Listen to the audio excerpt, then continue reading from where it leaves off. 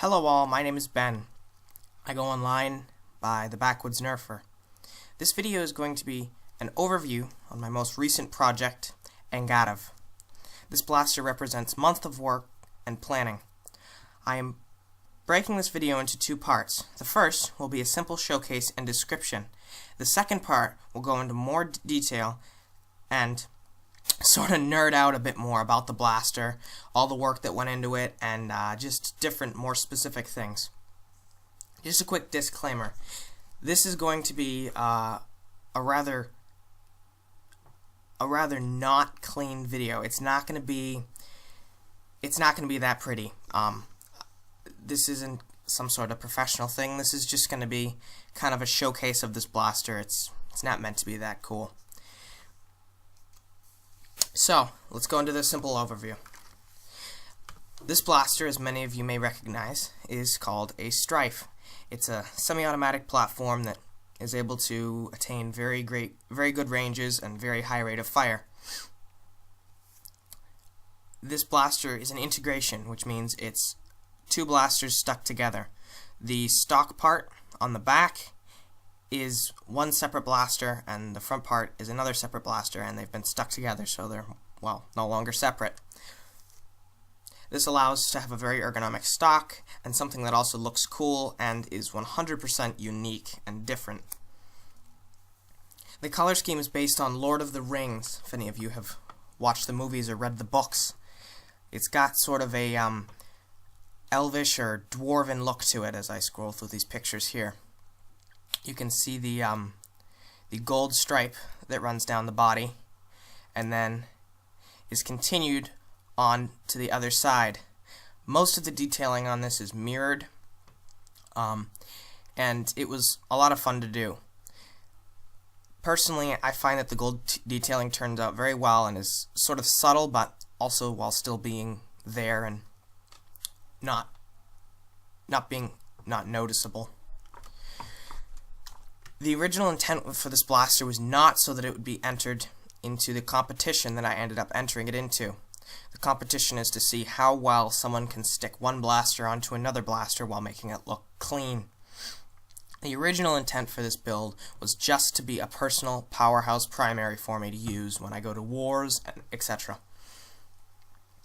After I decided that I was going to enter it into the competition, I went all out. I decided to do clear parts, do LEDs, do the best clear coat, the stuff that makes the thing shiny, I could get, and just overall some of the best parts around. At the time of making this build, the internals, the motors and wheels and cage, the thing that makes the whole thing run, were the top of the line parts available at that time. As the blaster progressed, as the project progressed, those parts actually became somewhat obsolete. So it's no longer the top-of-the-line build that it was intended to be at the time of planning and buying the parts for the blaster. It was conceptualized around a year before it was actually finished. So a lot of planning went into this blaster, and this paint scheme was what I had planned originally, gold and green. You can see here some more shots of it. I'm very happy with how the clear coat came out. It provides a very nice finish. I wouldn't expect anything less from this clear coat. It's top of the line. You can't get a better clear coat unless you go to like an airbrush. That's the best clear coat you can get in a can. I'm just really happy that I didn't screw it up when I applied it, and that it turned out decent. Here are just some more shots. For those of you who are wondering, this rear portion here with the curved magazine in it, that portion is actually non-functional. It just holds a magazine. It's there to hold a magazine. It doesn't actually fire. This up here actually fires.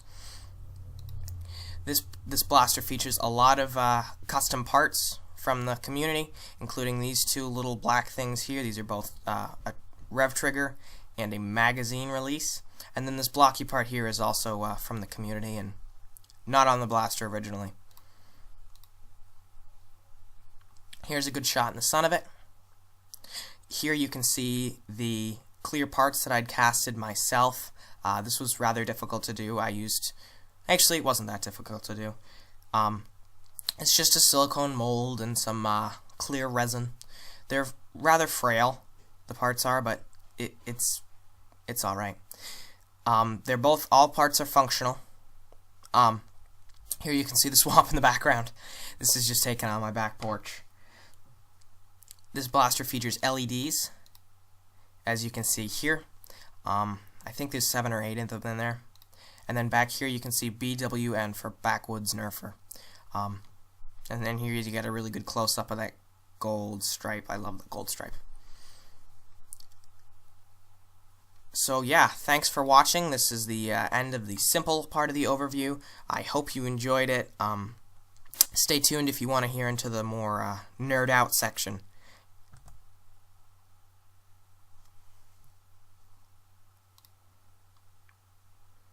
If you've made it this far, you're tough. Here is the more in-depth overview of this build.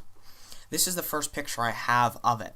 This was taken sometime early in the year, probably May or April. I don't really know. At this point, I had just hot glued the integration together and done the basic cut lines. As you can see, there was still some handle left over here, and I hadn't covered up all the cracks and stuff that needed to be covered up, including these bolt cutouts here. Basically, my main reason for this integration was I wanted something ergonomic. I wanted something different. I wanted something cheap. The crossbolt is a relatively cheap blaster. And I really liked the look of a thumbhole stock, but I don't like the feel of most of them. They're rather cramped, and they rub up against my wrist in ways that I don't like. So I decided to make my own. And in doing so, I've moved the handle forward about an inch or more, allowing for a very comfortable, very large thumbhole that keeps the aesthetics of a thumbhole stock, whilst also keeping the ergonomics of a Stryfe. The stock is the right length for me. I'm only 5'4" or 5'3", but it works well. Here you can see, even at this point, I had the Bobololo style magwell cutout already there, and simple things like you can see here, the faux screws I still had on. I ended up taking them off for the final build. I had also shaved down the handle scales at this point and done a lot of sanding on the Stryfe. The crossbolt was not very sanded. Here's a close-up of the blaster. You'll note that most of the Stryfe is missing on this side because the crossbolt needed to come in a bit more on this side. The Stryfe is actually quite an asymmetrical shell, and you don't really realize it until you do an integration like this. It's offset and kind of weird to work with. Rather difficult, especially considering the crossbolt's a very symmetrical blaster, and the Stryfe is not, like, at all. Here are the some of the first pictures I have of it when it's all together. I believe at this point it was still hot glued together, and then in a minute you will see. Here's the blaster put together. The lines look pretty good at this point. It's very straight. There's my black lab in the background. You'll note back here the 180 motor cover was already in progress. This was at a polycarbonate. I ended up making this one because I'm not a big fan of the aesthetics of most motor covers, but it turned out to be a lot more work than what it was worth. It ended up just looking bland and flat, and like all motor covers, so I probably should have just bit the bullet and bought one. I'm kind of cheap sometimes. Here you can also see how this side of the crossbolt shell overlaps the Stryfe and flows into it more. It doesn't just cut off here. I noticed some Stryfe bolts, that's how they do. They just cut it off here, and it just looks stuck on, and I don't know. Personally, I prefer a more flow look to it. You can see there's the handle on the other side, and the foam blast rev triggers in the blaster at this point. Also, the Bobololo style magwell has been mirrored on this side as well. You can see my black lab in the corner looking at me, wondering what I'm doing. Here you can also see, and I believe this is the only real picture you get of it, is the hole right here underneath above the handle where the Stryfe meets the crossbolt. This I ended up having to cover over, and I don't believe I have any work in progress pictures of it mid being covered over. there's a very blurry, awful picture about the profile. Here's the blaster before I DevConned it together. I believe I had just removed the hot glue from it, and I kind of pulled it apart. You can see here, there's like no Stryfe there. You can also see here the little tiny bits of plastic that these pieces are connected by. And even though this was rather precarious to do, to get that cut out, it wasn't all that difficult, but it was worth it in my opinion, because you get a good continuousness. Same thing with this over here. It was difficult to do, but even so, I felt like it was worth it to get this shape to flow into the Stryfe. Here you can see the motor cover, again not finished, and then the battery tray has been cut out. I actually ended up housing my MOSFET and my modular motor loom XT60 connector in there as well. Here's some close-up pics here. These pictures were taken just in case anyone wanted to replicate this build, just in case it didn't suck. I really wasn't sure of how this blaster was going to come out at this point. I don't believe I had the idea to use clear parts at this point, but I don't remember. A lot of the times I used, when I was cutting out the crossbolt, I used interior shell lines as kind of markers or placeholders, so I knew when I was cutting one side of the shell that I was cutting the other side correctly, even though it wasn't a symmetrical cut. I believe I did it by hand with a bandsaw. I don't know if that's by hand anymore, but I didn't hold the blaster pieces together while I was cutting it. I did them separately, and even so, it was mirrored on both sides fairly well when it comes to the main cuts. Here you can see I actually ended up cutting into these bolt slides here. These I had to cover over with ABS plastic sheeting just because they just don't look good when you have a Stryfe attached to it. Here's a good example of how much I had to sand down on this side of the Stryfe. A lot of the stock attachment point is missing, and you can see the sweep, it goes down here. I also had to cut off part of the tack rail there just to fit some of the cross bolt screw ports. This screw port ended up being lost as well. This picture over here, you can just see how much material I had to remove from this Stryfe. I basically just cut into it and got rid of all the side of it on this side. There's some bit missing up in the stock attachment point, again just to fit the cross bolt on better. Here's the next work in progress picture. It's actually quite far down the line. I'm surprised I don't have any pictures in between, but I guess I don't. Here you can see the ABS plastic covered over where the handle was originally. You can see that it is no longer a big protrusion there. It's still a little sweep, but it's not that bad. Here you can also see I had started to make the triangle shape down here at the handle just to kind of give it more flow and not have just a little tiny thing here and have it look weird and screwy. Up here is another ABS plastic bar covering over the top slide on the cross bolt. You can see sanding dust from the Bondo. This red stuff is Bondo. It really helps smooth things out, and it's very easy to sand off, whilst also easy to get into little cracks and crevices and make things look smooth. I highly recommend Bondo. I used epoxy putty for this build. A lot of people recommend epoxy sculpt. I may have to try that at some point. You can see the magwell cutout. I love this aesthetic on the magwell cutout. Yeah, you can see in here the white is the epoxy putty and the red is the Bondo. Moving along, you can see that it's fairly flat. Like the transition from this plane to this plane is very fluid, and this plane is almost along the exact same kind of plane. Up here, it kind of humps up and moves back to the cross bolt because this side of the Stryfe is fairly thin. But on the other side, you'll note, I don't have any pictures of the other side. It is not. The battery tray that's there kind of is a little bit chubbier, similar to the rest of the cross bolt. Here is a good picture, a good representation of this entire build. Just kind of laughable. You've got this main Stryfe here and a little bit over here, and then you see Bondo, epoxy putty, polycarbonate, ABS plastic, and just Bondo everywhere else. The Bondo is there just to make things smooth, and the epoxy putty was there to cover up some fairly large cracks, because Bondo doesn't like large cracks, just rather small ones. I used ABS plastic on the top of it because I was sick of working with polycarbonate. I don't know, I'm not a big fan of it. Here's the front end, some unfinished Bondoing you can see up in that area. Now I'm going to move on to the paint scheme. The color scheme was based off Lord of the Rings, as I have mentioned.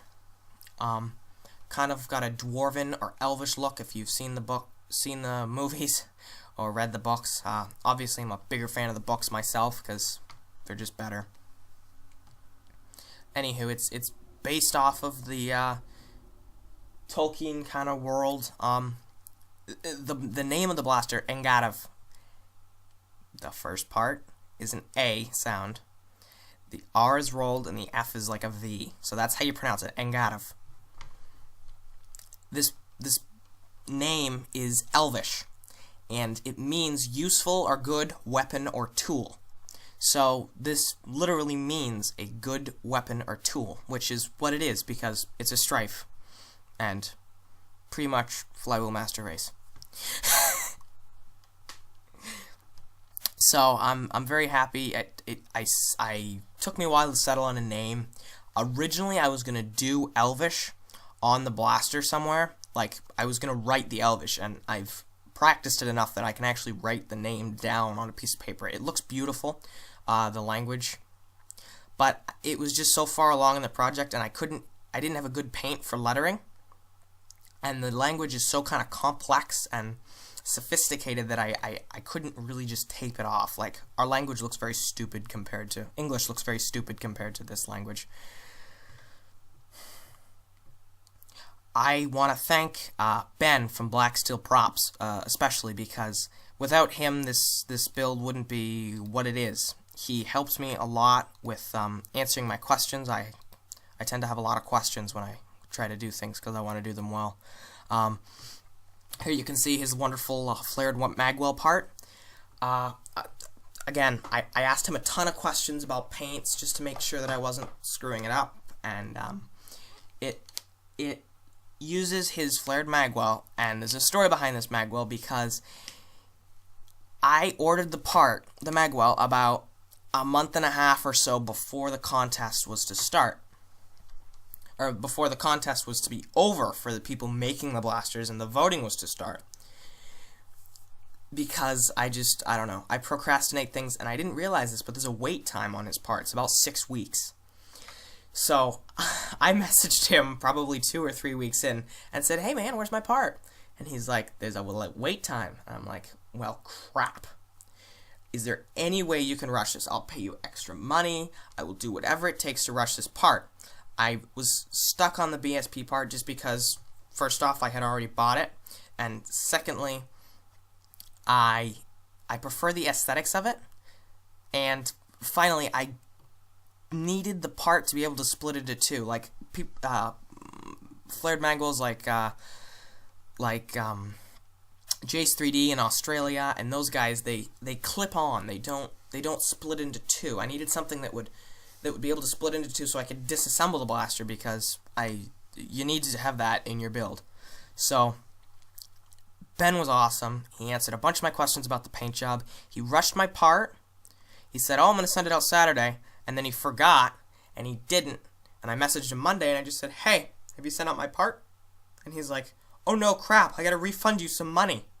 And I'm like, "Okay, that wasn't necessary, but thank you." He did a really great thing for me, and I'm very happy to have one of his custom made parts into my build, because it just, I don't know, it represents something. I'm a really big fan of his work.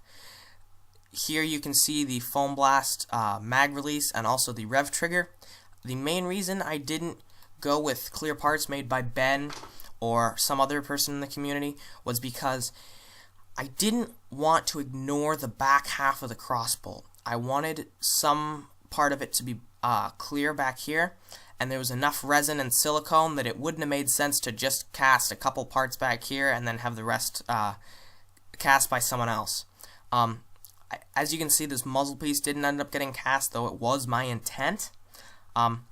I didn't do stuff like the sling point attachment just because I feel like the resin's a bit too frail for use of that kind of thing, though all these parts work. This one actually friction fits closed. This one kind of flops open if you turn it upside down. The trigger still works. Also want to thank rjenny509 from Reddit, Nerf Reddit. He or she, I assume it's a he because there's mostly guys in our community, soldered together the main part of the loom. He did the MOSFET and also the tiny rev switch for the main trigger. I just soldered together the XT60 for the modular motor loom, and I soldered the motors together. It features LEDs, as I mentioned earlier. I think there's 7 or 8 LEDs. It looks really, really cool at night. The 9-volt battery is housed in the stock underneath the LiPo. 9-volt goes like here, LiPo goes like here. There's enough kind of material in the back of it here that the LiPo does not slip out. Having a magazine really prevents it from wobbling though. You can see over here my nameplate, BWN for Backwoods Nerfer. The reason I actually put this nameplate on here was not because I wanted to have my name on the blaster, though that is a very nice side effect. My main problem with this part, and if you've got a keen eye and if this video shows up well, you can see along here, up in here, here, all over this door. The rest of the blaster didn't really get affected by it, but all over this door, the paint kind of crackled a little bit. And especially under where that nameplate is, it crackled a lot.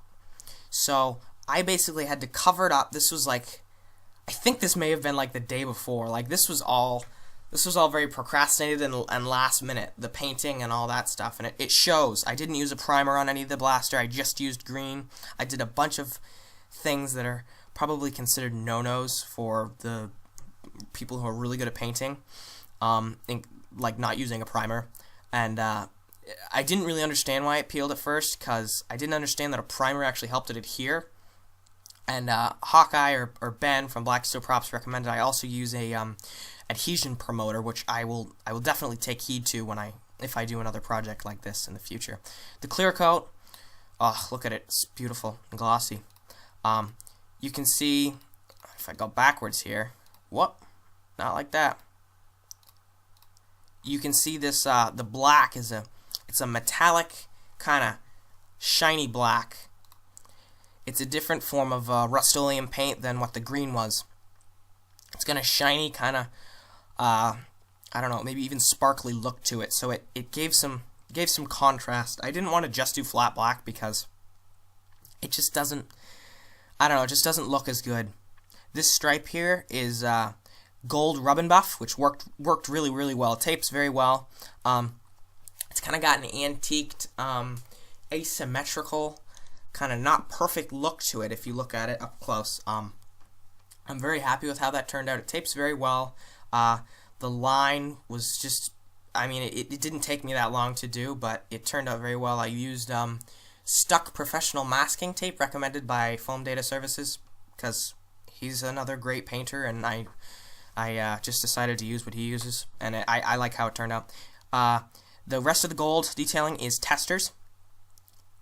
I don't know how many of you guys have worked with testers, and maybe there's some trick that I'm missing, but I can't seem to get tester to tape very well. My original intent was for this stripe to be made of testers, because testers actually is a much more vibrant, solid gold, while this stuff is a more gold leaf, antiqued kind of thing.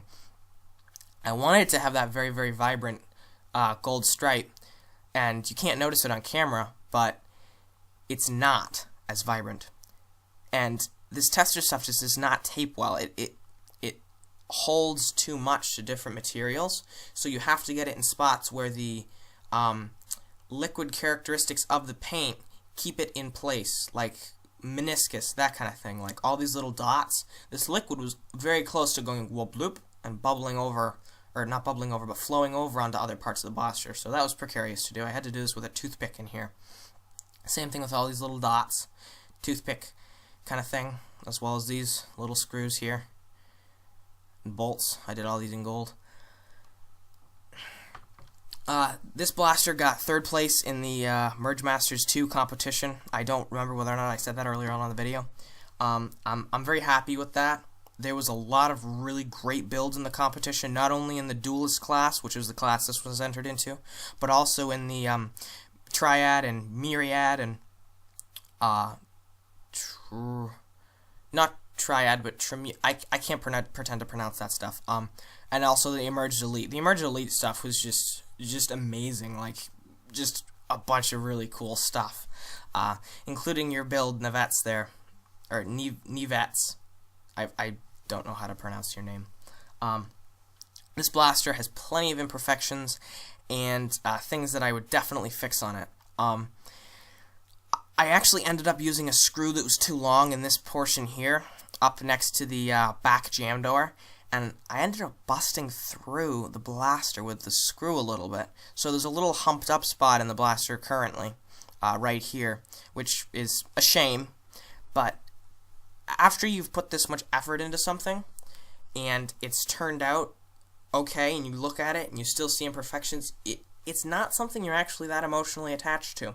I was expecting to be like completely 100% attached to this thing, but at this point, I would actually consider selling it because there's just so many imperfections that I find with it. A lot of the gold detailing that I did, like for instance on the buttstock there, you can see it's just not perfect. Like this is humped up and then this is not.